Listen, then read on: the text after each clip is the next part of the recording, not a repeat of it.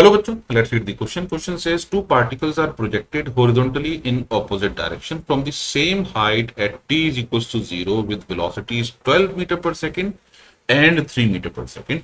Distance between the two when their velocities become mutually perpendicular is g is equals to 10 meter per second square. अब suppose कीजिए हम एक tower assume कर लेते हैं और इस टावर के टॉप से हमने दो डायरेक्शन में ऑब्जेक्ट्स को फायर किया। अब सपोज कीजिए हमने राइट हैंड साइड किया तो इसके पास केवल है हॉरिजॉन्टल कंपोनेंट ऑफ वेलोसिटी, तो किसी भी इंस्टेंट पर इसका हॉरिजॉन्टल कंपोनेंट रहेगा u और वर्टिकल कंपोनेंट ऑफ वेलोसिटी इसका किसी भी इंस्टेंट पर हो जाएगा it is g into T. तो ये हो जाएगा g इंटू टी, यानी क्योंकि इसकी इनिशियल कंपोनेंट 0 है तो माइनस g इंटू टी जे या g इंटू टी बोल सकते हैं। इसी तरीके से दूसरे पार्टिकल को जब हम फेंकेंगे तो इसका लेफ्ट साइड पर जो कंपोनेंट होगा विद वेलोसिटीज हमें दे रखा है तो इट इज u डैश और y कंपोनेंट हमारा हो जाएगा minus g into T. Alright, अब हमने दोनों को same height at T is equal to 0 यानी सेम टाइम पर फेंका, तो इसका मतलब पहली की जो वेलोसिटी होगी जो हमने राइट हैंड साइड फेंका है इसकी वेलोसिटी हम मान सकते हैं v1 is equal to U I minus G T J cap और सेकंड की वेलोसिटी हो जाएगी minus U dash I minus G T J cap. यानी एक वेलोसिटी हमारे पास हो जाएगी v1 is equal to let's say right hand side फेंका तो 12i माइनस 10t जे कैप और दूसरी वेलोसिटी हो जाएगी माइनस 3i माइनस 10t जे कैप।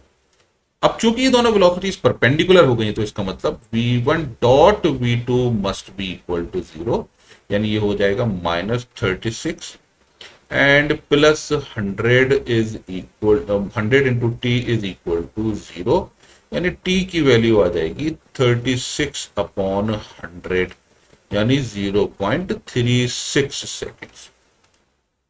तो 0.36 सेकेंड्स के बाद ये दोनों एक दूसरे के परपेंडिकुलर हो जाएंगे। यहाँ एक छोटी सी गलती हमने कर दी, इसको हम ठीक कर लेते हैं। पहले यहाँ पर ये होना है टी स्क्वायर, तो इसलिए ये होगा 36 is equal to 100 T square यानी 6 इज इक्वल टू 10 टी, तो टाइम की वैल्यू आएगी हमारे पास 0.6 सेकेंड्स। अब इसमें ध्यान देने की बात यह है कि दोनों का एक्सेलरेशन माइनस जी है, यानी acceleration of 1 with respect to 2 अगर हम कैलकुलेट करेंगे तो ये होगा acceleration of 1 minus acceleration of 2, और एक्सेलरेशन क्या है इसका है माइनस जी जे कैप और इसका भी है माइनस जी जे कैप, माइनस माइनस प्लस यानी ये 0 हो जाएगा।